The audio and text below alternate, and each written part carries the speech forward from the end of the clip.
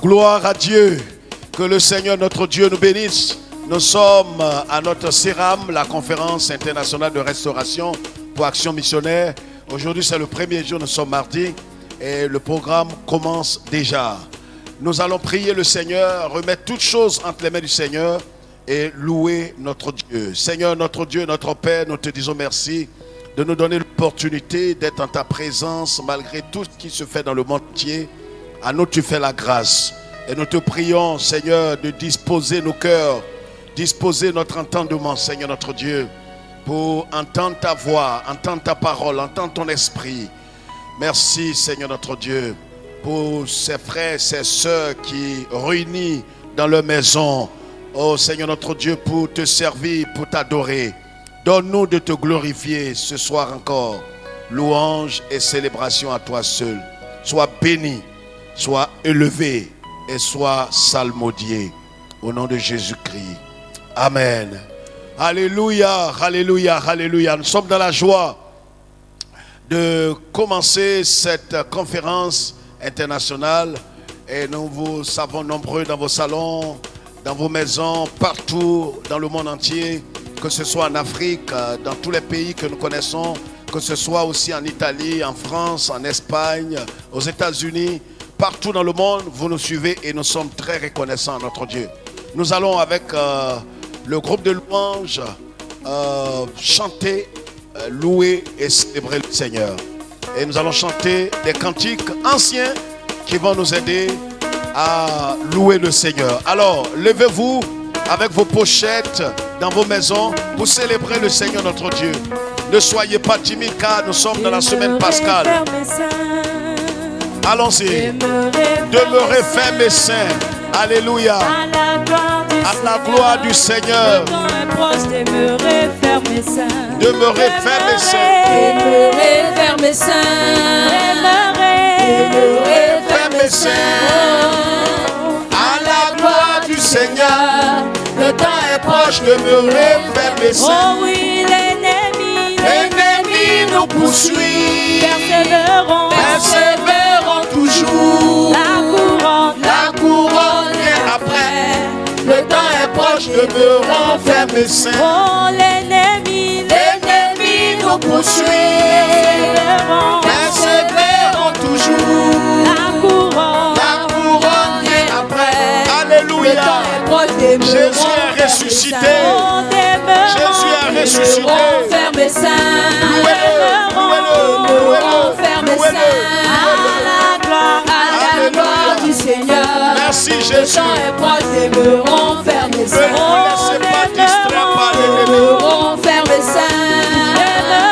Demeurons ferme et saint. À la gloire du Seigneur. Le temps est proche, demeurons ferme et saint. Oh oui, l'ennemi nous poursuit. Persévérons toujours. Alléluia. La couronne vient après. Le temps est proche, demeurons fermes et saints. Oh oui, l'ennemi nous poursuit. C'est vrai. Voyez la pandémie, les démons, les forces des ténèbres. Mais la couronne viendra après.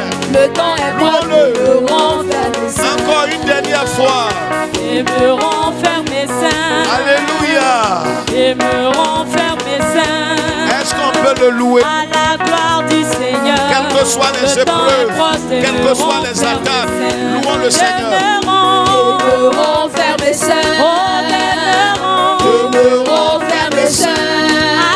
À la gloire du Seigneur. Le temps est proche, demeurons ferme et saint. Oh oui, l'ennemi nous poursuit. Persévérons toujours. La couronne vient après. Le temps est proche, demeurons ferme et saint. Oui, nous louons le Seigneur. Oui, nous louons le Seigneur.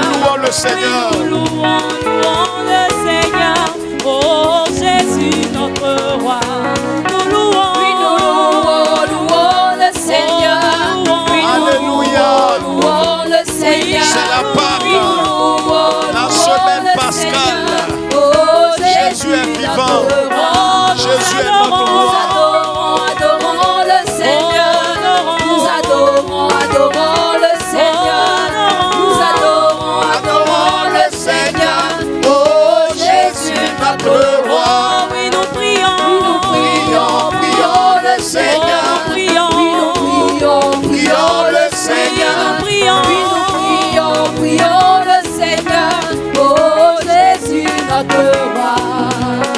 Il est ressuscité. Vraiment ressuscité. Ressuscité. Vraiment ressuscité. Vraiment ressuscité. Il est ressuscité. Jésus est ressuscité. Oh mon vrai bon pouvoir. Alléluia. Il est ressuscité. Alléluia. Jésus est ressuscité dans les morts. Voilà debout. Alléluia. Alléluia. Amen. À la gloire de Dieu le Père.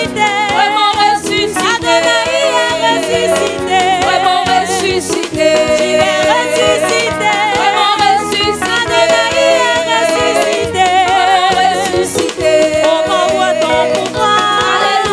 Alléluia. Alléluia. Amen. Alléluia. Alléluia. Alléluia. Amen. Alléluia. Gloire à Dieu. Alléluia. Amen. Jésus est ressuscité comme l'avons chanté. Et nous croyons que nous sommes pleinement dans la semaine pascale. Et nous serons pendant toute cette semaine, demain mercredi encore, vous allez voir le programme avec les femmes. Et tout au long de cette semaine, ce sera un moment de célébration de celui qui est mort et qui est ressuscité d'entre les morts, qui est assis à la droite de Dieu le Père. Et pour cela, je crois que nous avons le droit de célébrer celui qui est vivant au siècle des siècles. Que le Seigneur notre Dieu vous bénisse. Veuillez vous asseoir à nouveau dans vos salons et prenez vos Bibles. Et nous allons commencer notre enseignement ce soir avec le temps qu'il fait déjà. Prenons nos Bibles en Colossiens chapitre 2. Colossiens chapitre 2, le verset 6 et 7. Colossiens chapitre 2, le verset 6 et 7. Nous lisons la parole de Dieu. Vous pouvez vous tenir debout dans vos salons et nous allons lire la parole du grand roi. Alléluia. Colossiens chapitre 2, le verset 6 et 7. Ainsi donc, comme vous avez reçu le Seigneur Jésus-Christ, marchez en lui, étant enracinés et fondés en lui et affermis par la foi d'après les instructions qui vous ont été données, abondez en actions de grâce.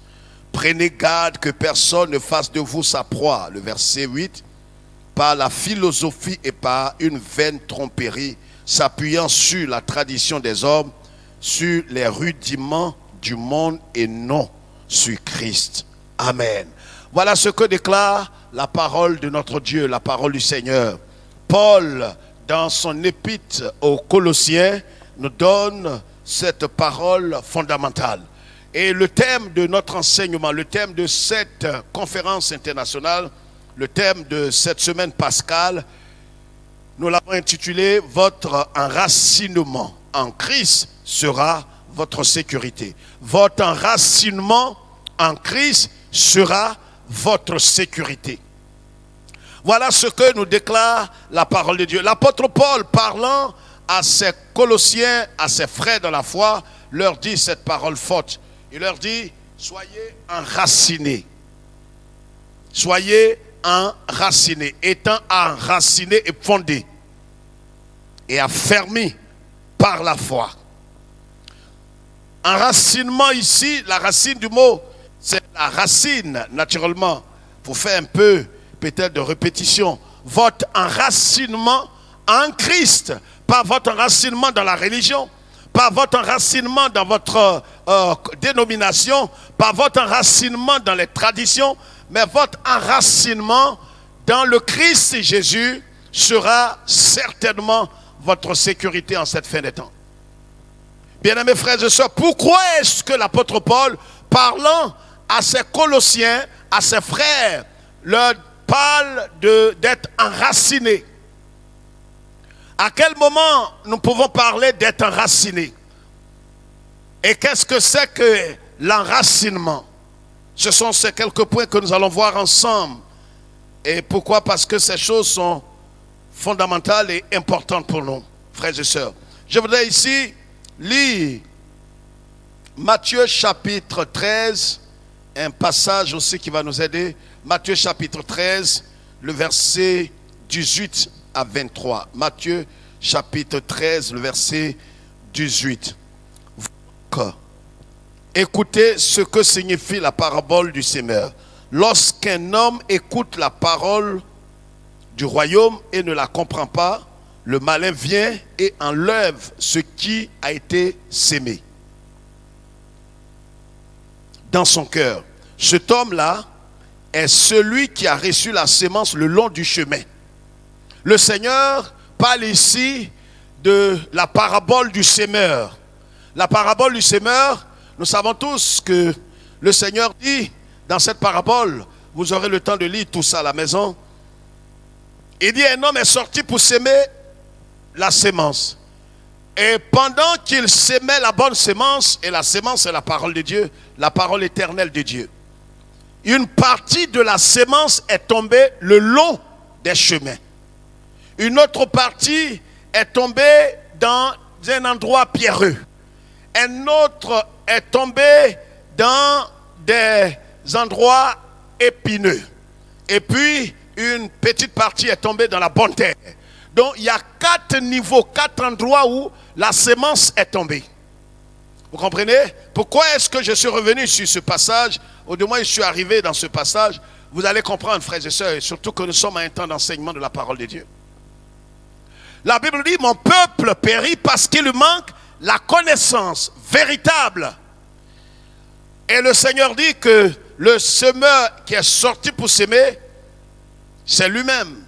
La sémence est la parole incorruptible. La sémence est la parole de Dieu.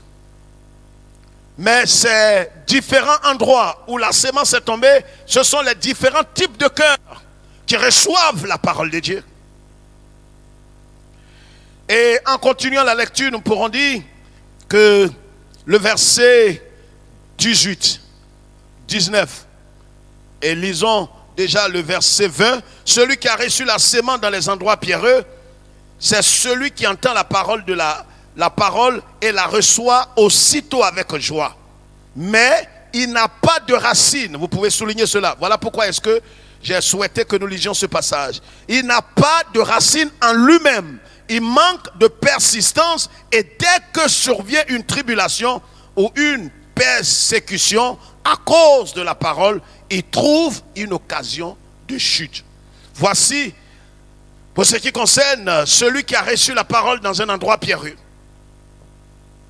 Nous sommes en train de parler d'enracinement.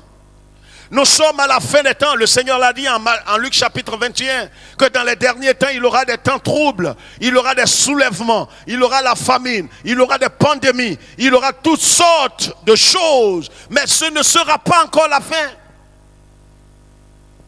Pourquoi est-ce que nous devons nous enraciner dans le Seigneur Jésus-Christ? Pourquoi nous devons être pleinement engagés dans le Seigneur Jésus-Christ? Quand on parle d'enracinement, on parle d'aller en profondeur dans le Seigneur. On parle d'aller en eau profonde avec le Christ. Si nous ne sommes pas fixés, si nous ne sommes pas enracinés, si nous ne sommes pas assis véritablement dans le Seigneur, les temps de la fin vont nous emporter. C'est pourquoi en Matthieu chapitre 24, le Seigneur Jésus dira, prenez garde à vous-même, que personne ne vous séduise. Car il viendra un temps où il y aura toutes sortes de faux prophètes, de faux Christ. Ils viendront, ils diront, le Christ est apparu dans tel endroit, ne les suivez pas. Ils vous diront que ce sera déjà la fin, ne les écoutez pas. Malheureusement, la Bible dit que beaucoup les suivront dans leur égarement. Beaucoup les suivront dans leur hérésie et dans leur doctrine de démons. Pourquoi? Ces hommes-là les suivront simplement parce qu'ils n'ont pas été enracinés, parce qu'ils n'ont pas de profondeur avec Christ. Exactement comme ces hommes de la parabole du Seigneur qui ont reçu la parole de Dieu, qui ont reçu la pensée de Dieu, qui ont reçu la parole vivante de Dieu, mais malheureusement, cette parole n'a pas trouvé de place dans leur cœur. Et quand la persécution ou l'épreuve, le soleil est apparu, alors qu'est-ce qui s'est passé? Comme il n'avait pas de racines, c'est ce que la Bible dit au verset 20 du chapitre 13 de Matthieu. Mais il n'a pas de racines pour la sémence qui est tombée parmi les endroits pierreux. Donc il y a des hommes et des femmes qui entendent la parole de Dieu, la parole du Seigneur, et qui malheureusement n'ont pas de racines. Voyez, frères et sœurs, nous sommes dans un temps où nous devons nous enraciner dans le Seigneur. Nous devons être profondément ancrés, assis dans le Seigneur. Sinon nous serons emportés. La Bible dit que tous ceux qui persévéreront jusqu'à la fin, c'est ceux-là seuls qui seront sauvés. Est-ce que nous allons achever la course? Est-ce que nous allons combattre le bon combat de la foi, garder la foi, achever la course? Tout dépend de nos racines. Vous savez, pour tout arbre, demandez à tous les cultivateurs et aux agriculteurs aussi. Ils vous diront, ils vous parleront des plantes. Voyez, vous n'avez pas besoin de cacher une plante. Si vous avez sémé une sémence dans la bonne terre, attendez que le soleil apparaisse. Quand le soleil apparaît et que la lumière du soleil qui fait du bien aux plantes d'ailleurs, selon la science, alors cette lumière du soleil là va éprouver véritablement la plante, va amener véritablement la plante soit à être calcinée ou soit aller en profondeur davantage jusqu'à ce que cette plante-là porte des fruits. Alors quand nous mettons une semence en terre, on ne peut pas savoir si la terre est bonne ou pas. Mais attendez que le soleil apparaisse. Si cette plante a des racines à raciner, si ces racines vont en profondeur, alors le soleil, qui est synonyme des épreuves, des persécutions et des temps difficiles, ne pourront pas l'emporter. Est-ce que nous avons une racine approfondie? Est-ce que nous sommes ancrés et surtout fixés dans le Seigneur Jésus-Christ? Si nous ne sommes pas fixés, voilà ce que la Bible dit. 1 Timothée chapitre 4. Nous sommes à une étude de la Bible. Permettez qu'on lise ce soir quelques passages. 1 Timothée chapitre 4. 1 Timothée, vous allez voir ce que la Bible dit. Pourquoi est-ce que véritablement nous devons être enracinés dans le Seigneur? 1 Timothée chapitre 4. Voilà ce que la Bible dit. Mais l'Esprit dit expressement que dans les derniers temps, quelques-uns abandonneront la foi pour s'attacher à des esprits séducteurs et à des doctrines de démons. Voilà ce que la Bible dit. Pourquoi est-ce que nous devons nous enraciner dans le Seigneur? Voilà ce que Saint Paul dit dans sa première épître à Timothée, son fils légitime, son fils dans la foi. Il dit à Timothée, sache que dans les derniers temps, l'Esprit dit une chose importante, que plusieurs abandonneront la foi. Pourquoi est-ce qu'ils abandonnent la foi? Simplement parce qu'ils n'étaient pas enracinés. Et c'est dans cet âge, dans ce temps que nous sommes, le temps de la confusion, le temps où les gens seront déracinés, où les gens vont abandonner la foi, où les gens vont s'éloigner véritablement du Seigneur. Ils vont abandonner leur croyance véritable en Christ et vont s'accrocher à des doctrines de démons. Et c'est à cela que nous assistons aujourd'hui. Des doctrines pullulent partout. Ils vont vous donner des doctrines de démons, des choses qui n'ont pas de base biblique. Et l'apôtre Paul, par le Saint-Esprit, dit à Timothée, voilà ce qui arrivera. Vous comprenez? Voilà pourquoi est-ce que nous devons être enracinés. C'est pourquoi Paul, dans l'autre épître aux Colossiens, au chapitre 2 que nous avons lu, à l'entame de notre étude, il est dit d'être enraciné, d'être fixé profondément dans le Seigneur surtout. Et si nous ne sommes pas fixés profondément dans le Seigneur, les épreuves, les temps difficiles, les temps comme les temps dans lesquels nous sommes, emporteront beaucoup de personnes. Beaucoup vont quitter la foi, c'est ce que le Saint-Esprit nous dit. 2 Timothée chapitre 4. Lisons encore un autre passage. 2 Timothée chapitre 4. Le verset 2 Timothée chapitre 4 verset 3 nous dit pratiquement les mêmes choses. Car il viendra un temps où les hommes ne supporteront pas la saine doctrine, ayant la démangeaison d'entendre des choses agréables, ils se donneront une foule de docteurs selon leur propre désir, détourneront l'oreille de la vérité et se tourneront vers des fables. Mais toi, sois sobre en toutes choses, supporte les souffrances, fais l'œuvre d'un évangéliste, remplis bien ton ministère. Voilà ce que la Bible nous dit, frères et sœurs. Pourquoi est-ce que nous devons être enracinés, être fixés profondément dans le Seigneur?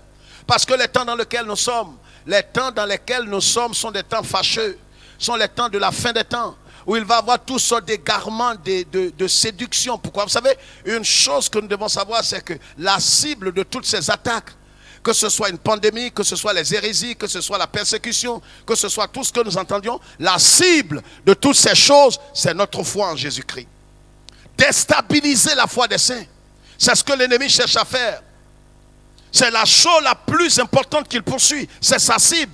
Attaquer notre foi, détruire notre foi, déstabiliser notre foi. C'est pourquoi nous vous lançons un cri de cœur, frères et sœurs. Où que vous soyez, soyez fixés profondément. Soyez enracinés, soyez bétonnés en Jésus-Christ. Ne vous laissez pas distraire et ne laissez personne vous séduire pour vous enlever véritablement sur le chemin étroit. Des situations viendront, des épreuves viendront, mais l'apôtre Paul par le Saint-Esprit dit, soyez enracinés, soyez fondés, soyez fixés dans le Christ Jésus. Alléluia. Nous devons être fixés, frères et sœurs. Nous devons être profondément ancrés dans le Seigneur. Je voudrais souligner quelques points ici. Pourquoi devons-nous être enracinés dans le Seigneur? Je voudrais citer au moins 4 choses importantes. La première chose, c'est à cause de l'apostasie, comme l'avons lu tout à l'heure. L'apostasie, dans 1 Timothée chapitre 4, le verset 1 que nous avons lu. Donc, face à l'apostasie, l'hérésie, nous devons être enracinés. À cause de l'apostasie, à cause des hérésies, à cause des doctrines de démons, nous devons être profondément fixés dans le Seigneur Jésus-Christ. Et dimanche, par la grâce de Dieu, nous vous parlerons des racines qui doivent être enfouies véritablement dans le Christ. Il y en a 3 racines principales. Ces 3 racines doivent être ancrées profondément dans le Seigneur. Vous savez, si ces racines ne sont pas ancrées, totalement ancrées dans le Seigneur, nous n'achèverons pas la course. Je parlerai de ces 3 racines par la grâce de Dieu ce dimanche, le dimanche de Pâques, où notre glorieux Seigneur, nous allons commémorer la résurrection de notre Seigneur. Les 3 principales racines qui doivent être enfouies, qui doivent être fixées dans le Seigneur Jésus-Christ. Et quand vous lisez la parole de Dieu, vous allez voir que tous ceux qui n'ont pas permis à ces 3 principales racines d'être ancrés dans le Seigneur ont quitté le Seigneur, ont abandonné la course, ont renié le Seigneur. Donc face à l'apostasie, point 1, face à l'apostasie, comme je l'ai dit en 1 Timothée chapitre 4 verset 1, 2 Timothée chapitre 4 le verset 3, Éphésiens chapitre 4 le verset 14 pour ceux qui prennent note. Alors face à l'apostasie, nous devons être enracinés. Nous devons être solidement fixés dans le Seigneur. Est-ce que tu es fixé dans le Seigneur? Est-ce que tu n'es pas à califourchon comme cet homme qui est tombé mort dans le livre des Actes des Apôtres quand Paul prêchait? Cet homme appelé Tychus. Est-ce que véritablement nous sommes enracinés? Le Seigneur Jésus parle et il raconte une parabole en disant qu'un homme avait bâti sa maison sur le rocher, sur le roc. Et un autre avait aussi bâti sa maison sur le sable. Certainement que celui qui avait bâti sa maison sur le sable s'est mis à se moquer, c'est moi qui le dis, il s'est mis à se moquer peut-être de celui qui était en train de bâtir sur le roc. Parce que quand vous bâtissez sur le roc, ça prendra du temps. Ça prendra du temps.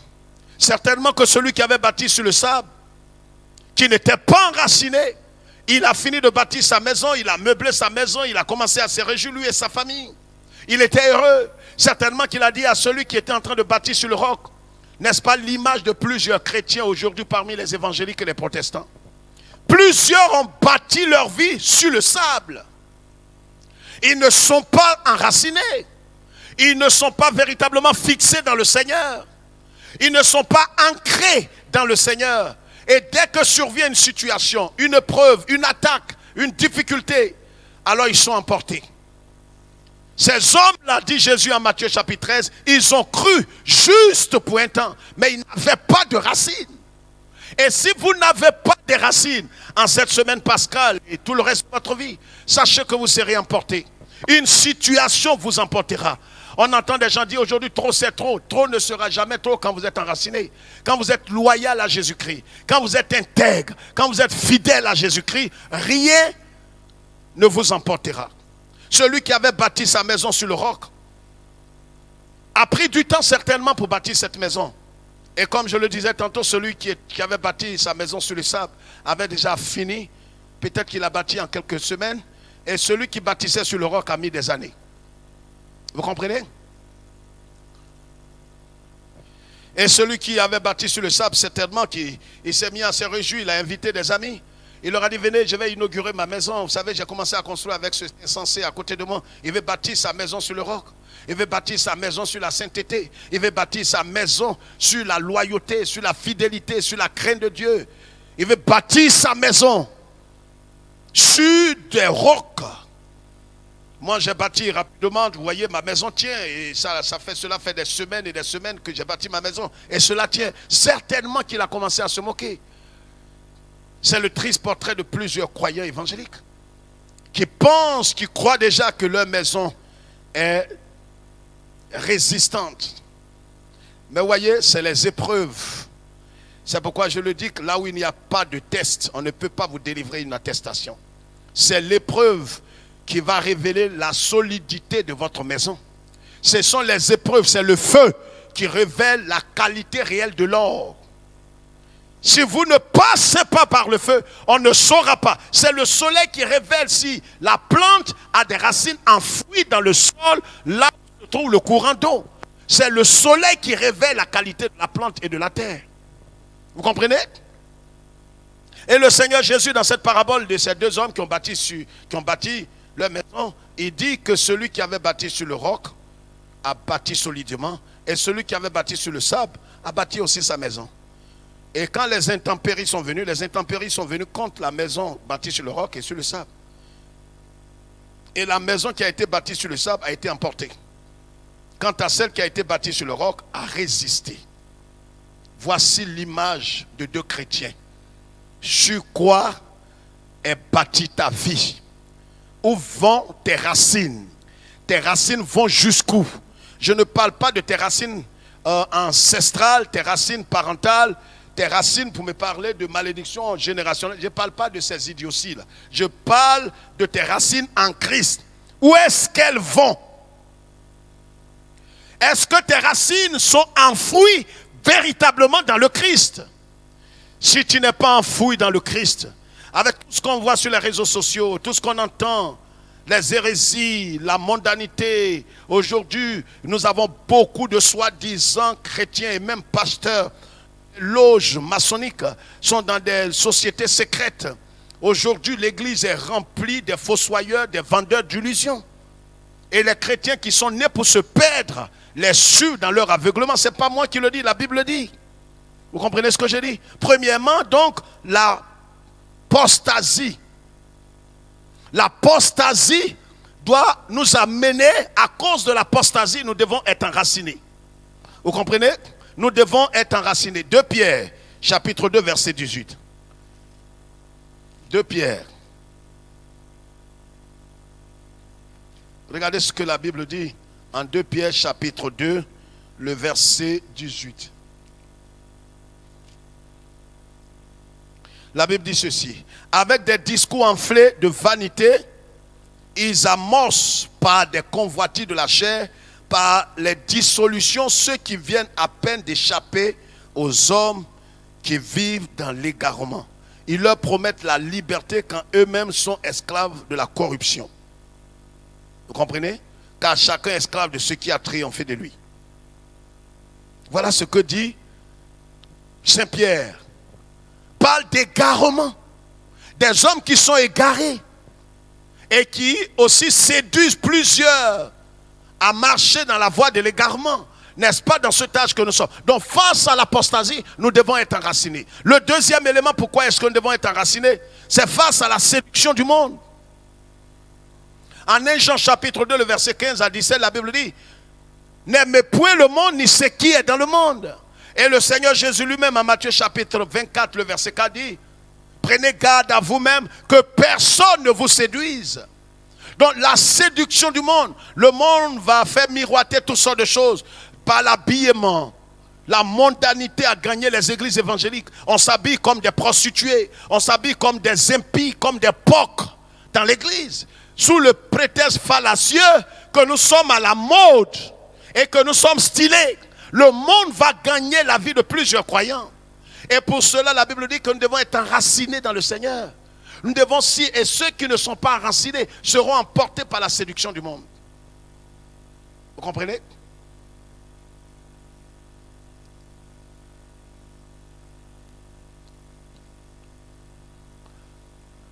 La troisième chose.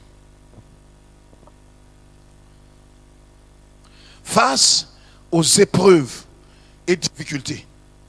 Face aux épreuves et les difficultés du moment.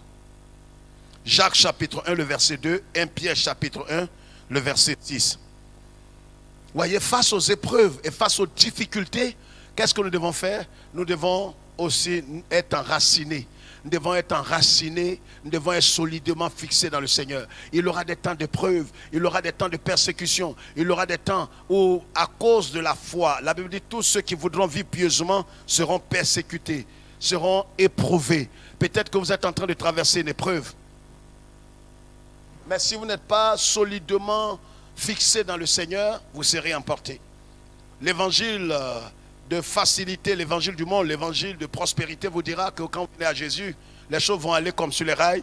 Oh, si une situation persiste pendant des années, c'est que vous êtes certainement maudit, c'est qu'il y a des liens ancestraux dans votre vie. Peut-être que vos parents ont laissé toutes sortes de dettes spirituelles que vous devez éponger. Rien de toutes ces choses. Peut-être que vous êtes marié, vous ne faites pas d'enfants. Peut-être que vous attendez une grâce du Seigneur, vous attendez un miracle, vous attendez un exaucement, une promotion. Vous attendez quelque chose qui est important dans votre vie. Et la chose perdure. Au point où vous êtes désespéré. Vous n'avez pas ce que vous attendiez du Seigneur. Continuez de persévérer. Et c'est pourquoi, si vous n'êtes pas enraciné, vous n'êtes pas solidement fixé dans le Seigneur, vous serez emporté.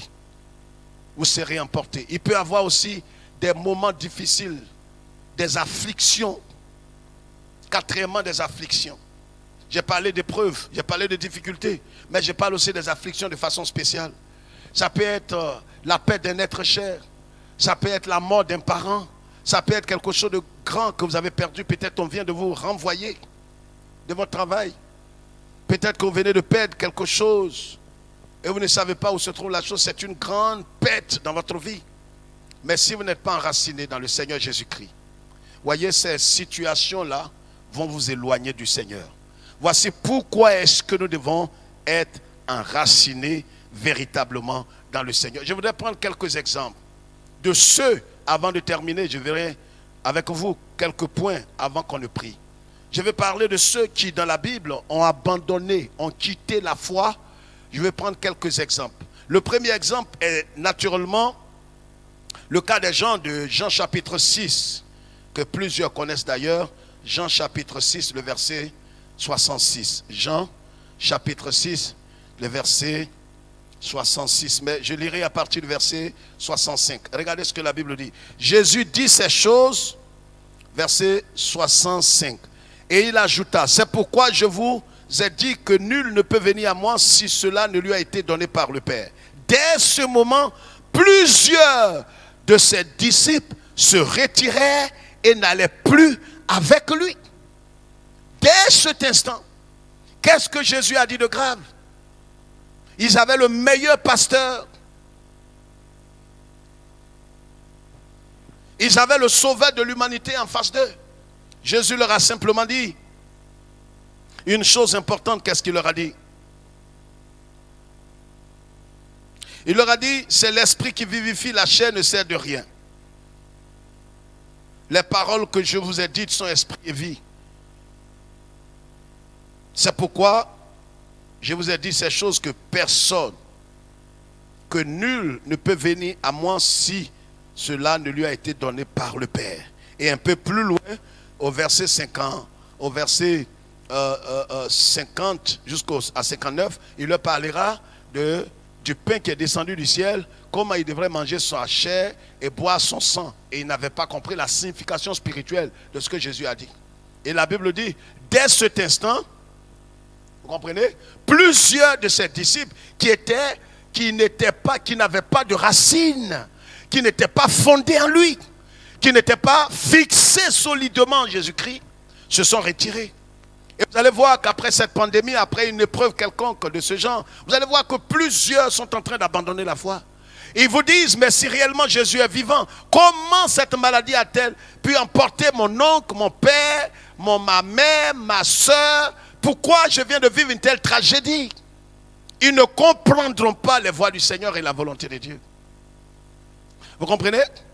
La Bible dit, dès cet instant, plusieurs de ses disciples, pas plusieurs des gens du monde, mais plusieurs de ceux qui avaient décidé de le suivre, de marcher avec lui, ont décidé de ne plus le suivre. Pourquoi? Parce qu'ils n'étaient pas enracinés, parce qu'ils n'étaient pas fixés profondément en Jésus-Christ.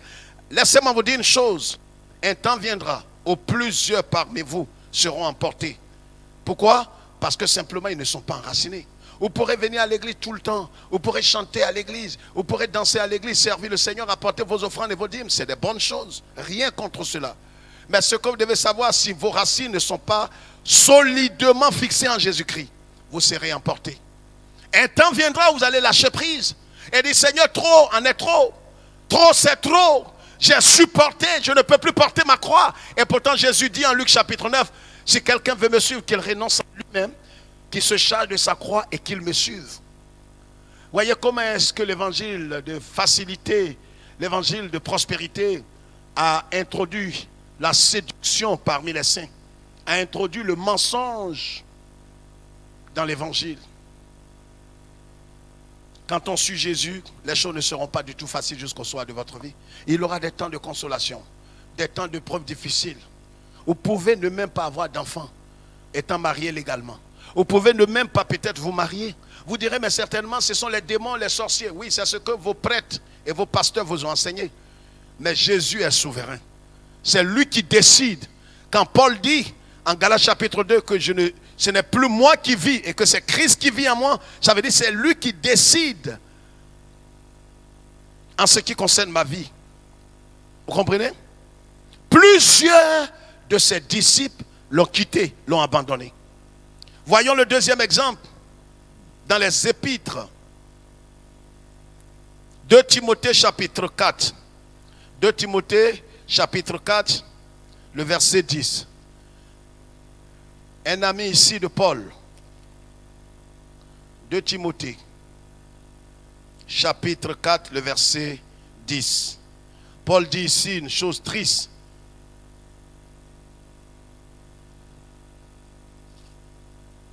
Il dit ici, car Démas m'a abandonné par amour pour le siècle présent et il est parti pour Thessalonique.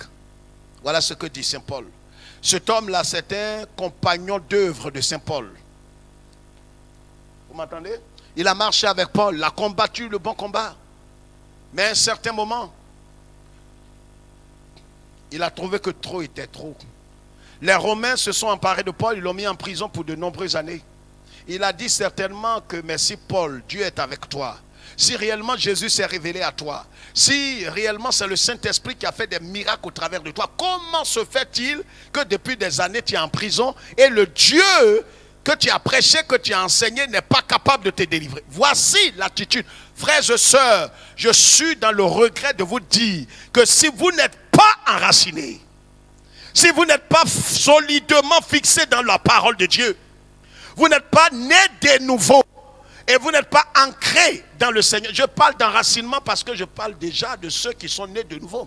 Je ne parle pas de ceux qui ne connaissent pas Christ. Je ne parle pas des religieux qui remplissent les églises évangéliques et protestantes. Je parle de ceux qui ont le témoignage du Saint-Esprit, selon Romains 8, 16, qu'ils sont nés de nouveau. Et qu'ils ont la certitude du Saint-Esprit qu'ils sont enfants de Dieu, inscrits dans le livre de vie. Vous comprenez? Mais s'ils ne sont pas enracinés, nous serons emportés. Cet homme-là, Démas, il a abandonné Paul. Il n'a pas abandonné Paul pour aller en mission. Il a abandonné Paul à cause de quoi? Par amour pour ce siècle. Il a aimé le monde que Dieu dit de ne point aimer, sinon l'amour du Père n'est plus dans notre cœur. En 1 Jean chapitre 2 verset 15. Il a aimé tellement le monde. Lui qui était un serviteur de Dieu. C'est pourquoi il n'y a pas de stade où on arrive où on ne peut plus se perdre. Vous avez entendu des pasteurs évangéliques, des prophètes, des bishops, archevêques, des gens qui sont des marmailleurs, des vendeurs d'illusions, vous dit, ils ont une alliance particulière avec Dieu et cette alliance leur permet d'aller chez les prostituées, d'aller dans des sociétés secrètes, de faire toutes sortes de choses sans regret et sans craindre leur lendemain. C'est des vendeurs d'illusions. Et si vous les suivez, vous perdrez votre âme. Soyez intelligents et sages. Ne suivez pas ces vendeurs d'illusions, ces magiciens.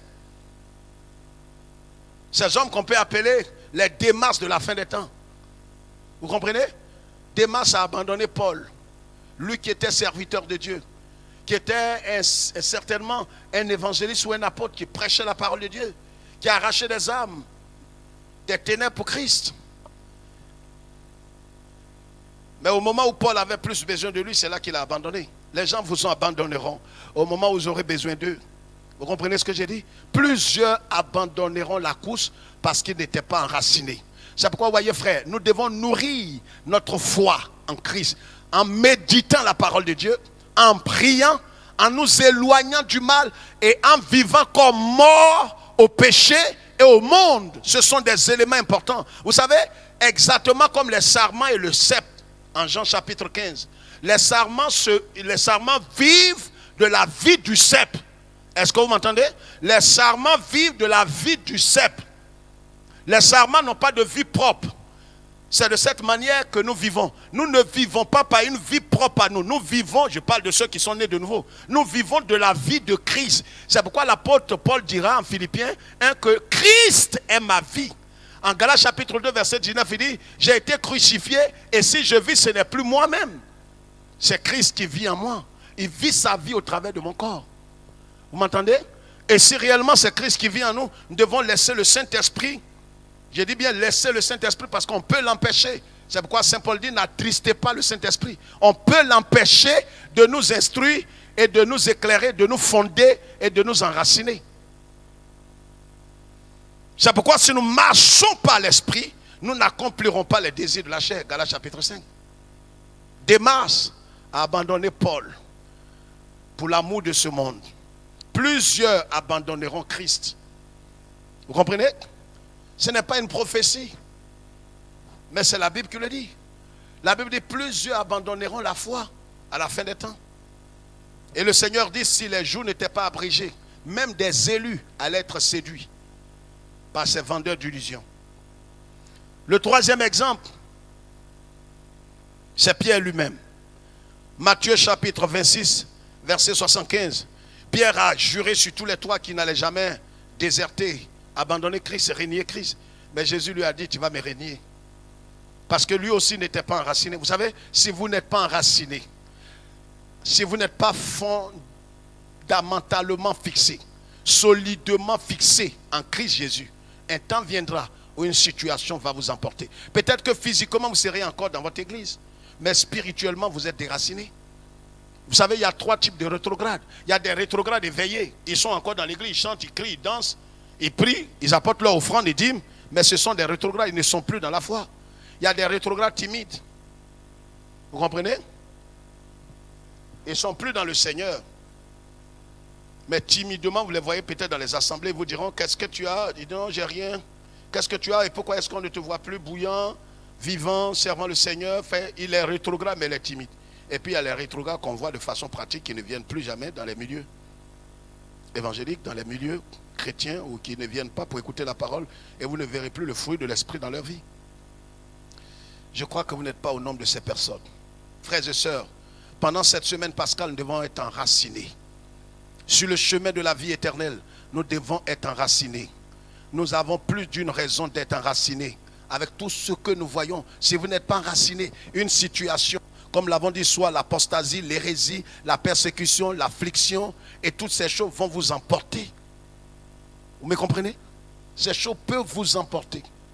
Ne vous croyez pas suffisamment fort. Un homme comme Démas était à servir Dieu. Mais à un certain moment, il a vu que trop était trop. Et il a abandonné Paul. Ne vous croyez pas suffisamment intelligent en vous éloignant de la parole de Dieu, la méditation de la parole de Dieu, la sanctification sans laquelle nul ne verra le Seigneur sont des éléments importants. Ce sont des éléments qui nourrissent votre foi. J'ai dit dimanche, nous parlerons des 3 racines importantes. Les 3 principales racines qui doivent être ancrées et solidement fixées dans le Seigneur. Vous comprenez? Et je crois que vous n'allez pas manquer parce que ce sera le dimanche de Pâques. Nous allons célébrer le Seigneur, chanter, adorer le Seigneur. Frères et sœurs, voici des éléments importants. Je vais parler maintenant pour terminer de ceux, un exemple palpable de quelqu'un qui était enraciné. Je vais parler de Daniel et de ses compagnons. Shadrach, Meshach et Abednego en Daniel chapitre 3, le verset 14 à 25. Daniel. Nous connaissons l'histoire et je vais simplement souligner ce point avant qu'on ne prie ce soir. Nous savons que le temps est avancé et nous aussi nous devons courir. Daniel chapitre 3. Voilà ce que la Bible dit. Le verset 14. Nebuchadnezzar prit la parole et leur dit: est-ce de façon délibérée, Shadrach, Meshach, Abednego, que vous ne servez pas mes dieux et que vous n'adorez pas la statue d'or que j'ai élevée? Maintenant tenez-vous prêts. Au moment où vous entendrez le son de la trompette, le chalumeau, la guitare, sambuc, du psalterion, de la cornemuse et de toutes sortes d'instruments, vous vous prosternerez et vous adorez la statue que j'ai faite. Vous comprenez? Verset 16. Shadrach, Meshach, Abednego répliquaient au roi. Voilà ce que la Bible dit. Quand vous êtes enraciné, vous n'êtes pas impoli. Non, ils ne sont pas impolis. Ils ne sont pas mal élevés. Mais c'était des hommes qui étaient en captivité. Daniel était un vieillard. Il avait pratiquement près de 80 ans, nous dit l'histoire. Ses amis avaient été aussi déportés.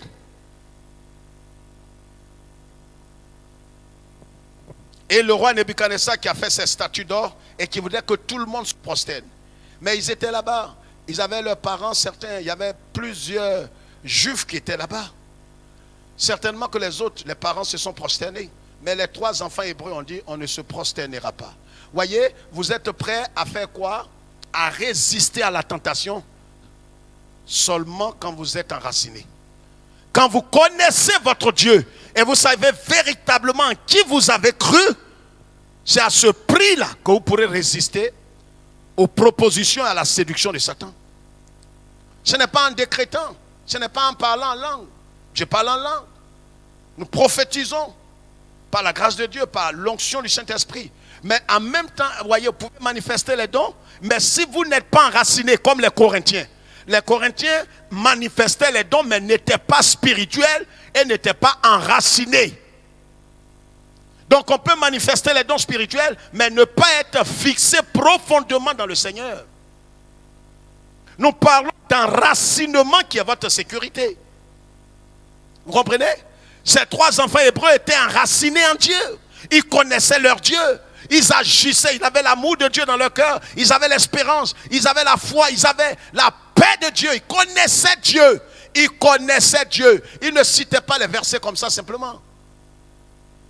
Mais ils connaissaient Dieu. Ils ont dit à Nebuchadnezzar, regardez ce qu'ils disent ici. Ils répliquaient au roi: nous n'avons pas besoin de te répondre là-dessus. Alléluia, alléluia, alléluia. Voyez combien de fois la compromission a gagné les évangéliques.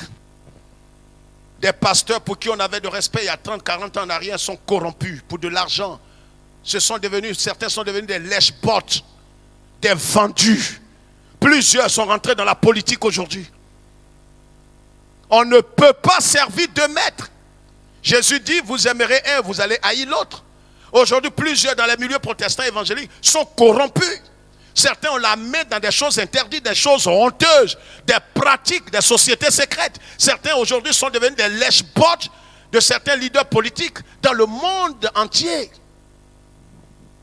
Quand on est enraciné véritablement en Christ, quand on est fondé dans le Christ, on agit comme Shadrach, Meshach, Abednego. C'est des modèles de ceux qui sont enracinés dans la foi, enracinés véritablement en Dieu. Et plus loin, Daniel dira en Daniel chapitre 11, le verset 32, tous ceux du peuple qui connaîtront leur Dieu agiront avec fermeté.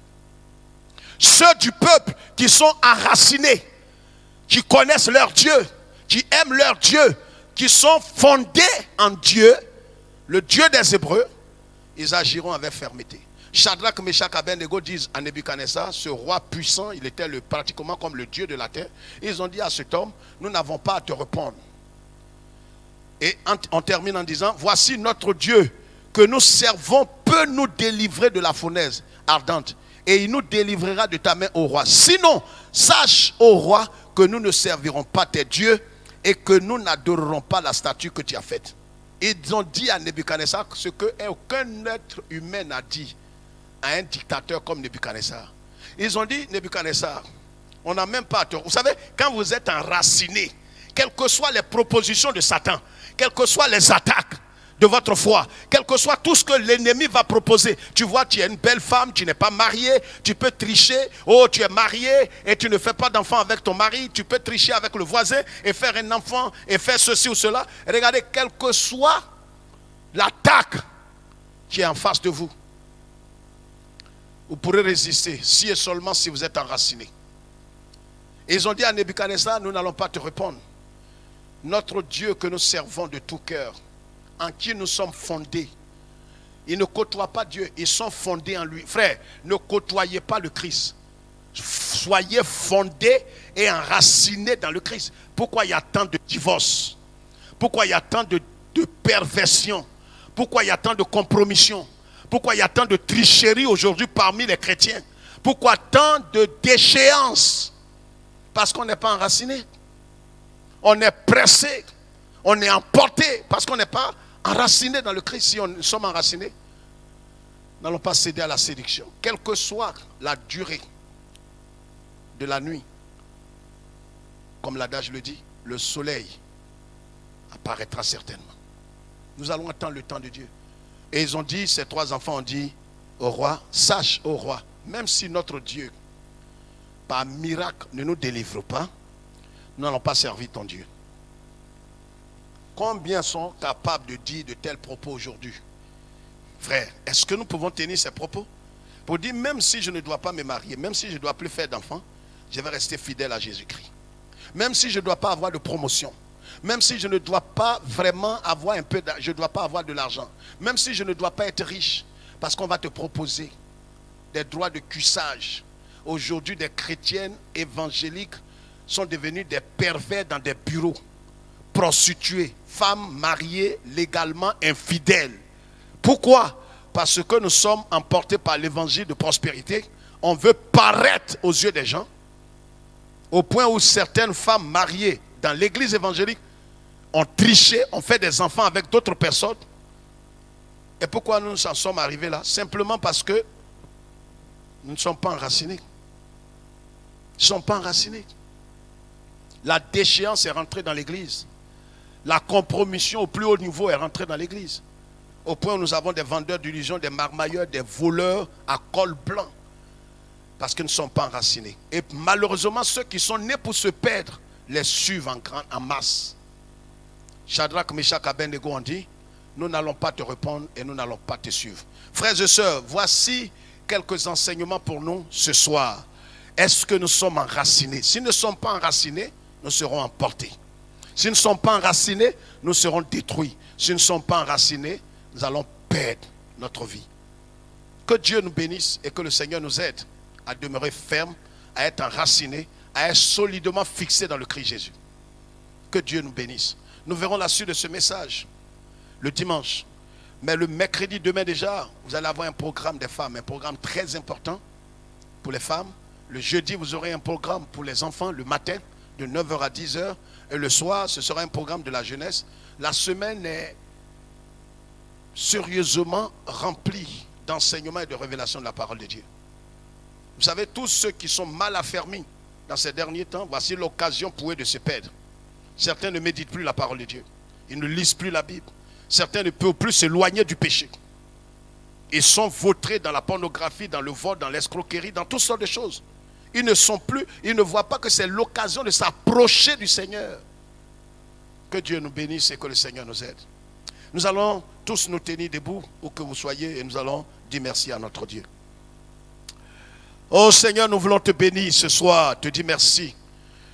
Merci pour ta parole. Tu nous amènes et tu nous demandes d'être enracinés en toi, d'être fondés en toi.